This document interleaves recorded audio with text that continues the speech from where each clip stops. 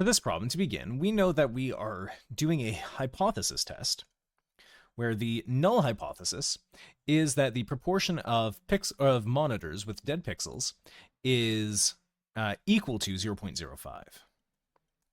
We're specifically trying to test if the proportion is actually greater than 0.05 at the 0.05 significance level.